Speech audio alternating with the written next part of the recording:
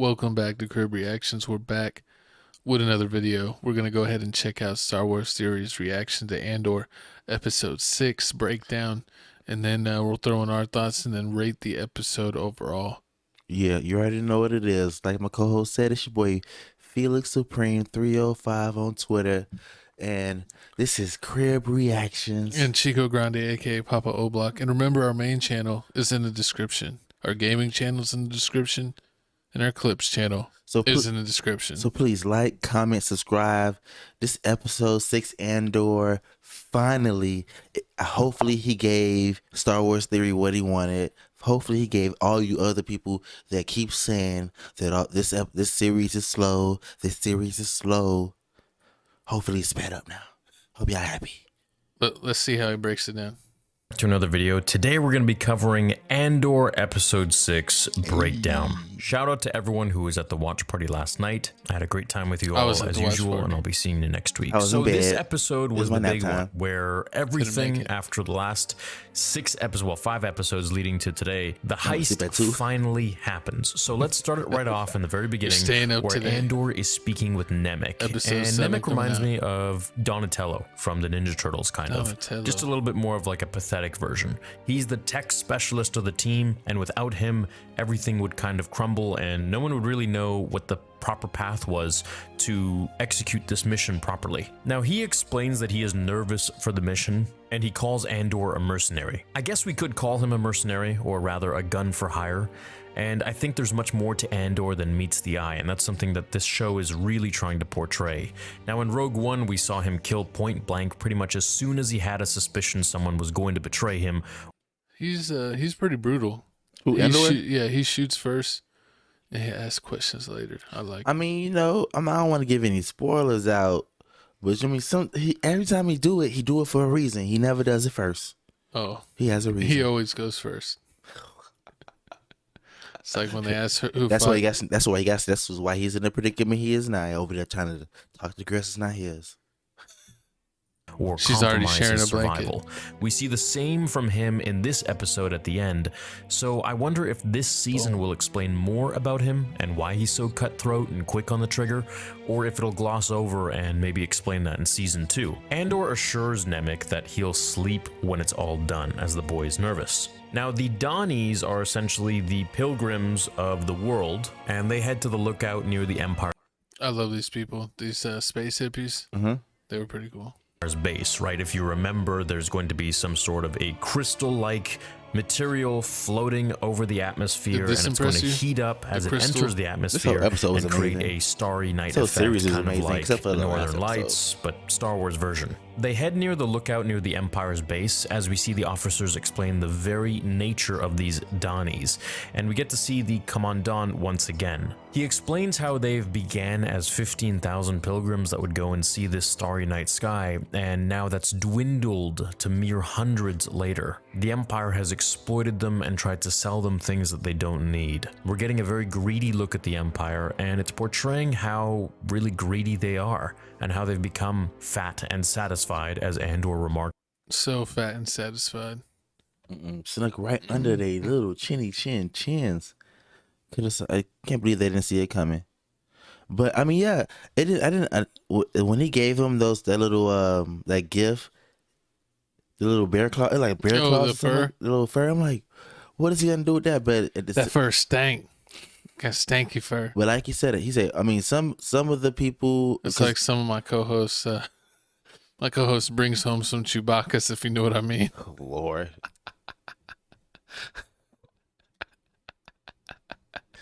Got that stanky fur.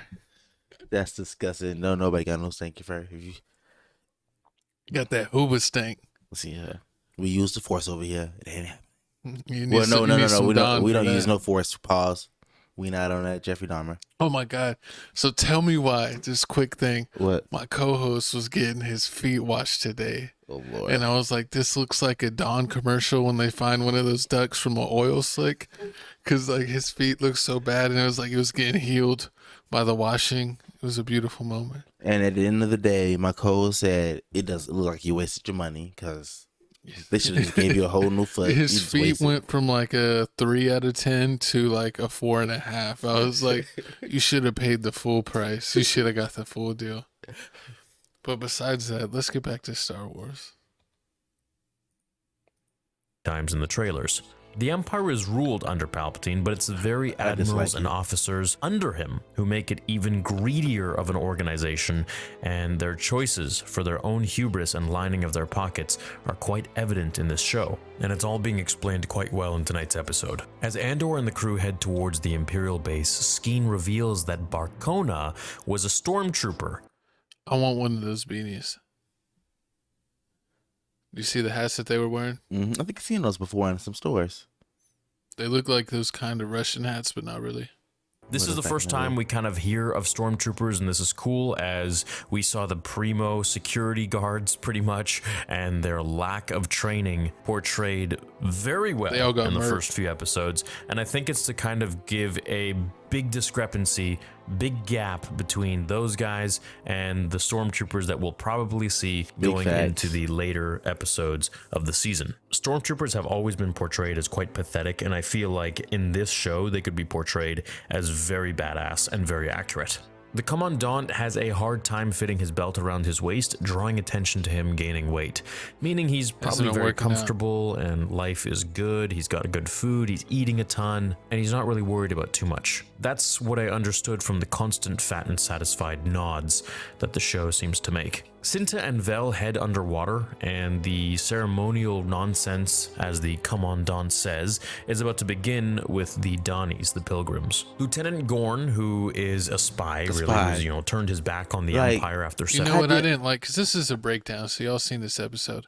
This man got murked, and they showed it in like 0.2 seconds. So if you weren't focusing, you're just like, oh, he's still alive. And then I watched the breakdown, and they're like, no, he got murked. You couldn't even hold it in, Gavin. You couldn't even wait till the last. We was almost there. I feel bad for this man. He's killing this role. I thought he was going to make it, and they murked him in episode 6. I do not approve. I mean, the fact that he was a spy for 7 years. Imagine working at a place that you don't see. This is why I be telling people out here complaining like, I can't go to no job that I don't like. I can't go to no job that I don't like. But look at him, 7 years. And then he got murked the first day he decides to leave. Should have did 8. He should have just left. He should have did something else. 7 years, sees Andor and his men and orders them to escort the Commandant. We can see some of the troops are a bit confused that they've never seen Andor, Skeen, or Nemik before, but they keep quiet. So we can already see things are starting to ramp up. If they're thinking about it, then we know, everyone else kind of probably sees that things are a bit out of place, or that, who are these guys? Once underground, Andor and the crew take the Commandant and his family hostage as Cinta and Vel arrive too for backup. The Pilgrims enjoy their ceremonious evenings as the crew continue the mission. This is the perfect distraction for Andor's crew. The crew threaten the Commandant and force him to comply as they go to the lower decks where the credits are, as they take more hostages and force the soldiers to get the credits onto the ship. The heist the money looked crazy. There was so much money there, and I was sitting there wondering, like, how much were they trying to take? It was so much gold. I think they had like 42. It was like, I don't know, like 42 million a piece or something like that. Yeah, I mean, when they dropped it in one of the containers bus, you saw the gold go everywhere. Felt like a Trinidad James video. Gold all on my watch.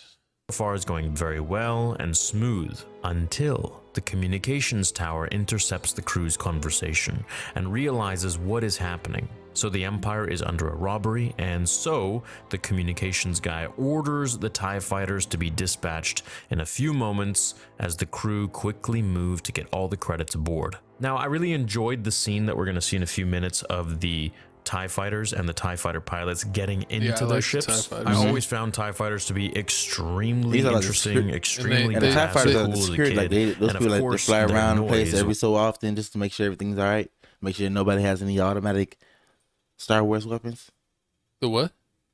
To make sure nobody has any plasma cannon weapons. What, the TIE fighters? Yeah.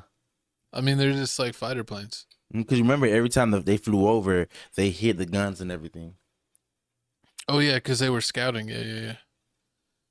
See, but, No, I mean that's not what their only function. They're just like that's what it looks like to hear in this whole series. That's all they do is just circle around, circle around. It's like watching Nope. Remember when we saw Nope? Oh yeah, it's like the alien in Nope. I just like that when they fly by, it sounds like a scream. Sure. Like they have ridiculous sounds. But let's go ahead and... You just never forget. Now, when I was 9 years old, I got to see episode 1 in theaters, and I got to see and hear the amazing pod race scene. Now, I can't imagine what it must have been like for all of you that were young in theaters, amazing, watching the original trilogy and hearing TIE fighters for the first time. Little unknown fact, TIE fighter sounds were actually from elephants, and of course changed up in the sound studio. Now, stealing the credits here isn't all about the money, and this is a point that I'd like to talk about and theorize. I think it'll do two very important things and big things for the Rebels. What is this? What did you do? What did you do? I did nothing. Our internet needs to fix itself. Or it doesn't. But what were you thinking going into the heist scene? I mean, when the whole thing was going on, I really thought they were going to get caught. But then once I seen them with the boss guard, once I found out that the one guard was on their side, I was like, oh, it's a wrap. This heist is all the sign still delivered. Sign still delivered. Let me see what we got going on here, because this thing. Well, let's back up a little bit. They don't want to do nothing. Let's see what we got. Hey everyone, welcome back. Hey everyone. It's not welcome back. It's time to continue the show. Like 5 something right there. Yeah, it's like right here. All right, now let's get back to the Now, when I was 9 years old, I got to see episode 1 in theaters, and I got to see and hear the amazing pod race scene. Now, I can't imagine what it must have been like for all of you that were young in theaters, watching the original trilogy and hearing TIE fighters for the first time. Little unknown fact, TIE fighter sounds were actually from elephants, and of course changed up in the sound studio. Now, stealing the credits here isn't all about the money, and this is a point that I'd like to talk about and theorize. I think it'll do two very important things and big things for the Rebels, and one of which was mentioned by one of you guys that was watching at the watch party, and I think it was a really cool theory. One thing, it'll show the galaxy that the Empire isn't as fortified as they once thought, that a band of few rebels can steal that much from an actual Imperial base. I would thought that they wouldn't publicize this. I thought they would just look for the people that did it. Yeah. But they wouldn't want to admit that they got stolen like that. Yeah, they had a big meeting about this. Yeah, they said, you ain't going to sleep. You better call your families. You ain't coming back for a while. And the second thing is that these credits could actually fund the rebellion. The ships, the infrastructure required to have a massive rebellion like we will see in the original trilogy. All those things, of course, cost money. Lieutenant Gorn arrives and the Commandant realizes that he's behind this all along. He is stunned and betrayed. And he tells Lieutenant Gorn that he will hang for this. And so Gorn tells him that 7 years serving you, I deserve worse than that. So right here, we can see a glimpse into what the Empire makes their workers do. Like and subscribe. And obviously it's some very horrible things. And one can only imagine what the level of control and killing that has happened in the name of the Empire has affected so many people in the galaxy, but also the people working for them. And this humanizes a bit of the Empire as well, not as a whole, but as their individuals, as the people who are hired by the Empire, who are working for the Empire. I'm sure many of them, like Lieutenant Gorn, feel the same way, that they are doing horrible atrocities and horrible things. However, what choice do they have? This is their job, this is the life they chose, and if they choose to quit, perhaps something will happen to them. So while everyone is packing up the credits into the tram, a couple of soldiers walk in and they think things look kind of fishy, and once they see the Commandant pass out or die from a heart attack, we're still not too sure. Did he have a heart attack? They fire upon each other, and sadly, Lieutenant Gorn is shot in the midst of it all. Now, Commandant could be dead, He could be alive. If he lives, that'll make things interesting. Then he will remember the faces of the whole crew, heart attack, and he will use Imperial intelligence to learn more about them, eventually dooming Andor and maybe even Luthen as well. Now, if he is dead, I mean, there are cameras, of course. They have a security system, and the ISB Daedra is definitely on Andor's booty, so she is going to find him. They get in the ship and they blast off on the rails and get in the sky as Nemec gets squished as they take off in the ship, and he's injected with some type of adrenaline, you know, Star Wars style, while Andor heads into the sky with the TIE fighters chasing after him. This is probably one of the most, if not the most, visually stunning scene in any Star Wars project amazing. that I've seen to date, which is saying a lot because there are some very beautiful moments. And the fact Nemec orders Andor to climb and dive as he uses his last... Go ahead. Oh, they didn't even talk about it. Oh, and the fact, oh man, the dude that was they got smushed. He got the dude. I forgot his name, but yeah, the soft dude. He was all nice and everything. Everybody's out here getting like shot up. Everybody getting shot up. The black guy, she got shot up. The other black guy got shot up, and then out of nowhere, he's the only one that gets smushed by the money. It's like he made it out just to get smushed. That he was made it crazy. through all the gunfire just to get smushed. That's like, he's like, I can't feel my that's legs. like, imagine like you paying like Call of Duty or something like that, or some mission. You kill all the bad everyone, guys, and then there's like a jump that's like only like this big, and you die. Then you like accidentally hit the wrong button and just fall all the way through after you can basically beat it all. Oh my god, That I'd be so sucks. mad. I'd be so mad. See, but the visuals on this were great. I mean, it was pretty intense to see like all the lights and the he's only asteroids. 8 minutes. He's only 8 minutes in, and he's basically almost over. Yeah, let's see what else it says.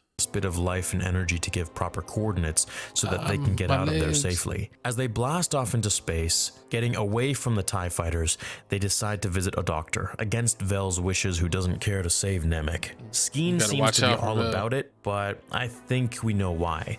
I think he just needs a place to kind of sit down and maybe try to convince Cassian that they can get away with the money and just split the earnings 50-50. He's eventually trying to snake everyone out of the credits and steal everything, and we're going to talk about that in a minute here. So the four-armed doctor works on Nemec as he wears goggles resembling Maz Kanata from The Force Awakens. Skeen and Andor talk outside as Skeen says there's 80 million credits in the ship, and he says they should leave and take 40 million each, that he knows a place to hide out.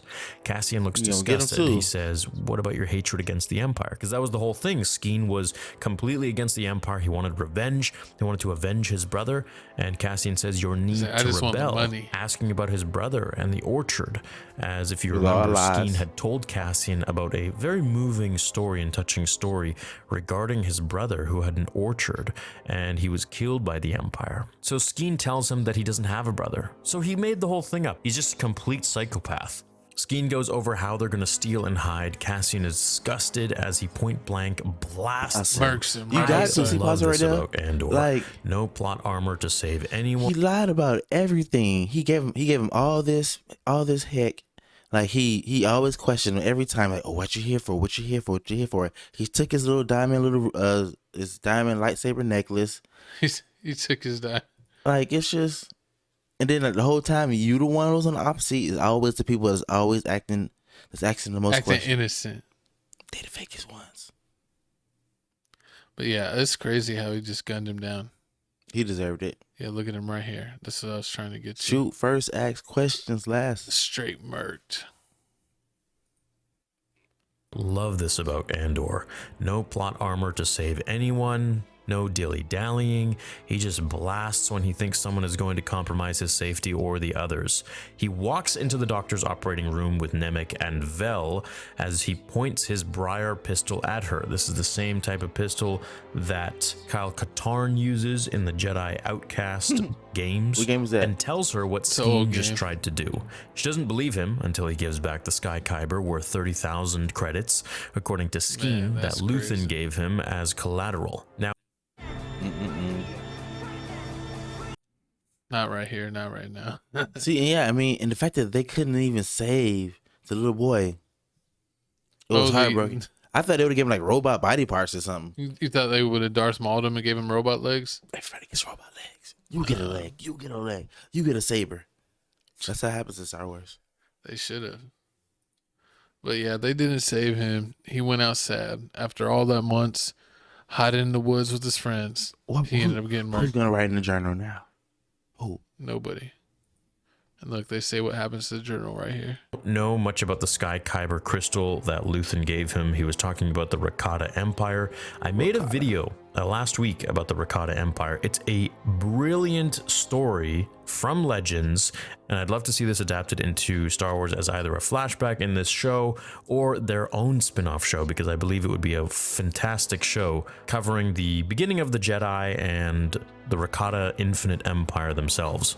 Vel gives him Nemik's Manifesto book, which is filled with tons of places that could lead Cassian on his next adventure, which I'm thinking will eventually take him to the clone troopers that we saw in the trailer a few months ago or a month ago. I'm thinking those clones are probably in the current time period. I think that would make things really interesting, and not in a flashback, but I guess we'll see.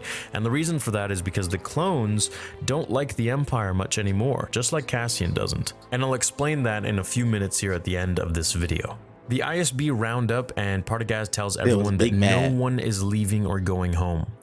Yeah, this is what we were talking about earlier. He's like, you ain't going to see your families. You let them know that you're effing working, because there's been a major F up. This is an emergency essentially, and to have reports and presentations by midnight. The reports will be about the star sector and planetary emergency relation plans, so they're obviously going to be going in on whoever stole everything from the Empire. It's the ISB. These guys are going to find out exactly who did it, and they're going to be going after Cassian. We finally are brought back to the Grand Senate on Coruscant, the same one that we saw through all of the prequels with Palpatine, Padme, and all the politicians. And this is also the same one that Palpatine and Yoda destroyed amidst their massive fight in Episode 3 Revenge of the Sith, while Anakin and Obi-Wan were fighting on Mustafar. The Senate looks empty, with barely any politicians there. It seems no one cares as much as they used to, that the Empire has quite the grasp on the galaxy, and the way people seem to be disinterested in what Mon Mothma proposes. So what is she talking about? Well, she talks about the Gormans, and this is a very big movement against them from the Empire, primarily from Sly Moore, who is heading this decision. Palpatine's right confidant during the prequels, and clearly still to this day, as she is cutting off the trade lanes towards Gormans, which will lead their people to famine. Sly Moore is doing this because Gormans don't want to comply with the Empire. They just want to remain their own world and people and not be controlled. They're quite peaceful, Mon Mothma says. So I can see Mon Mothma eventually ramping up the politics here to save Gormans, and perhaps Sly Moore will enter the scene to discuss the matter. In fact, I almost feel like she was there during the scene. If you look in the distance, it's very blurred, but it almost seems like there's a bald person there. And while there could be many bald people in Star Wars, Sly Moore is bald, so hey, maybe it's her. It would seem that many politicians don't agree with saving Gorman, as we see them raising their voices and many walking out. Now, the entire Senate itself looks pretty barren, looks pretty empty, and it would seem that the Empire is kind of just controlling everything, and people aren't really all that invested in politics anymore, as Palpatine's just going to do what he wants anyways, and he's sort of controlled everyone to think like he does, or he's only instated people who think the way he does and agree with his policies. Many may do so organically, and many may do so out of fear. The next scene is Luthen at his shop as a client reads the morning paper and asks if he has any. It's like, hey guy, did you hear? The paper said they've been in a taxi. Anything from Aldhani, and Luthen looks up and says, why? As there has been a massive raid on the Empire. So obviously this is breaking news. Everyone is reading this. Luthen goes to the back of the shop and laughs in relief. End of the episode. So they pulled it off, he thinks. The rebellion has begun. This is a huge moment in Star Wars, as now the galaxy knows the Empire isn't invulnerable, and that they can be penetrated. They can be robbed. They can be. This will start a massive trend. This will start people thinking. Now, of course, the Empire will double down now on their security. They won't be so fat and satisfied anymore, and things will begin to get harder for everyone trying to rebel. I think the ISB will now go after Andor and his crew, and this will draw him into a lot of trouble. Maybe he'll go looking for clone troopers who dislike the Empire for what they did to them. That'd be cool. Kamino and abandoning them, like we saw in Kenobi with the 501st Trooper who was asking for handouts with his cup out to Obi-Wan. I think things are going to get really interesting now in the show. It was a very slow start, but I guess it was building a lot of the character development for some of the guys, as well as, well, to be frank, it's built for TV, which means they're just sort of lengthening the episodes pointlessly to keep you watching and to keep the episodes going. Which is a bit of a cheap trick with TV, but I mean, it's what every single TV show does. If it was a movie, I believe all of this could have been done and explained within the first probably 25 to 30 minutes, with another hour and a half left for the movie. So finally, we are entering the more interesting part of Andor, entering into episode 7 next week. I can't wait to watch it with you all at the watch party at 11:30 p.m. Pacific Standard Time or 2:30 p.m. Eastern Standard Time. I'll see you all then, and of course in tomorrow's video and all the other videos coming soon. Please check me out on Spotify with daily episodes, as well as my other channels on Dragon Ball Theory, Theories Arcade. Dragon Ball Theory? Yep. Hey, but I mean, on a scale out of 1 out of 10, what you giving that episode? I was gonna give it a 9, but since they dragged it out, I'm gonna give it an 8.7. I give it he was spying for 7 years. They treated him. I give it a 9, a 9.5. 9.5. I mean, that when it was escaping, he lifted through the dust, through the little stardust. Yeah. That part was hard. Yeah, I give it a 8.7. Shout out Star Wars Theory for making this reaction video. Check out his page, Star Wars Theory. The link will be in the bio description below. Just like our other channels, Tales from the Crib, Crib Reactions, TFTC Clips, all in the description. Instagram, Tales from the Crib 2.0. But yeah, I'm rolling with the 8.7. You're rolling with the what? 9.5. And y'all comment below what y'all give it. Am I tripping am I going too high by giving it a 9.5, or is my co-host he a Star Wars hater? No, I love Star Wars more than you. But anyways, I'm hard on it. I'm a rough teacher. It's hard out here for a pimp. But thank you for watching this episode. Comment, did you like the episode? Comment what you rate it, and comment what you expect on the next one. It's coming out in just about an hour and a half. You'll probably see it in an hour if you're watching this, but we'll see you on the next reaction video, and thank you for checking us out. Hey, we're going to see you on the other side of the pillow.